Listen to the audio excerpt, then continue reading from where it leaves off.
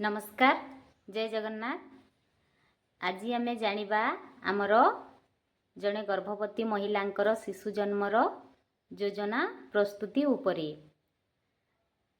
तो यह मोर गर्भवती महिला मानंकु नेकी 10 नंबर वीडियो मु जेते बेले फेसबुक पेज को आसी नथिली तार किछि दिन पूर्वरु मु यूट्यूब रे गोटे चैनल करी गर्भवती और गर्भवती महिलांकर स्वास्थ्य को नेकी किछि वीडियो पोस्ट करी एवं यह हेउछि तार शेष बा 10 नंबर वीडियो।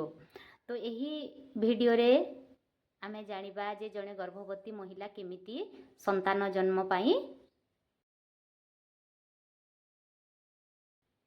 प्रस्तुति हेबा उचित बा जहाकु कि आमे कहि थाउ जन्म योजना प्रस्तुति बोली। तो आसंतु आमे जानिबा यही जन्म योजना प्रस्तुति उपरे।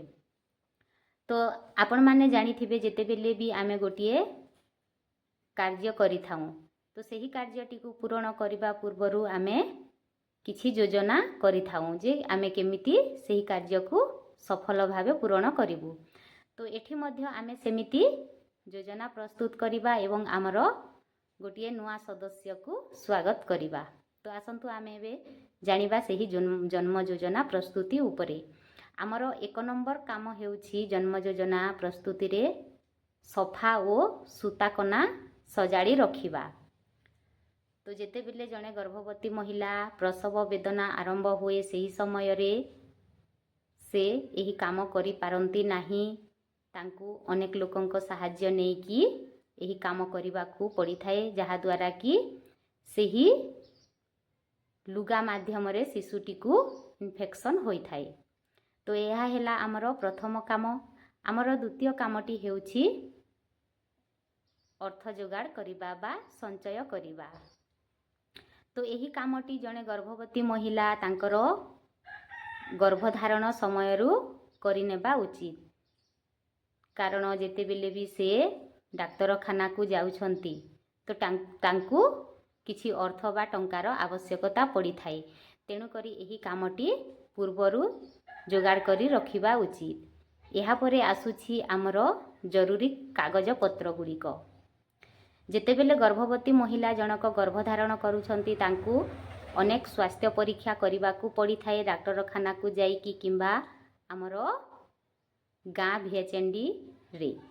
तो सही कागज पत्र गुड़िकू तांकू सजाड़ी रखी पूर्वरु ठीक भावरे रखिबा उचित बा जोगाड़ करिकी रखिबा गोटिए पाखरे साइती रखिबा उचित। तो यहाँ परे आसुछि आमर जरूरी फोन नंबर गुड़िक।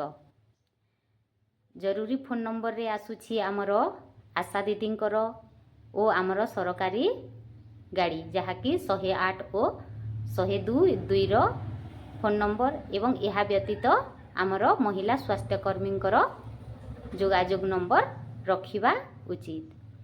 यहाँ परे आसुछि आमर जे जने रक्तदातांकर सहित पूर्वरु जोगाजोग करी तांकू ठीक करी थिबा उचित जे काले तांगे सही गर्भवती महिलांकू रक्तर आवश्यकता पड़ी पारे। कारण जेते बेले आमर शिशुटी जन्म होई थाए जने गर्भवती महिलांकर सही समय रे अनेक रक्त प्रवाहित होई थाए एवं तांकू रक्तहीनता हेबार संभावना थाए। तेणु करी संतान जन्म हेबा पूर्वरु जने रक्तदातांक सहित जोगाजोग करिबा उचित। यहाँ परे आसुछि आमर सांगरे किए किए जिबे। जेते बेले भी आमे जने गर्भवती महिलांकू डाक्तरखाना को नेउछु तो सही समय रे तांको साथी रे किए किए जिबे सही विषय रे पूर्वरु आमे ठीक करी रखिबा उचित। यहाँ परे आसुछि आमर आमे सही गर्भवती महिलांकू केउ डाक्तरखाना को नेबा तांकर स्वास्थ्य अवस्था को देखिकी आमे पाख स्वास्थ्य केंद्र को नेबा बा आमर जिला स्तर रे थिबा स्वास्थ्य केंद्र को नेबा। तो यह आम परिवार सदस्यंक उपरे निर्भर करे। एथिपाई पूर्वरु से माने ठीक स्थान को जीवा पाई निष्पत्ति नेबा उचित। यहाँ परे आसुछि आमर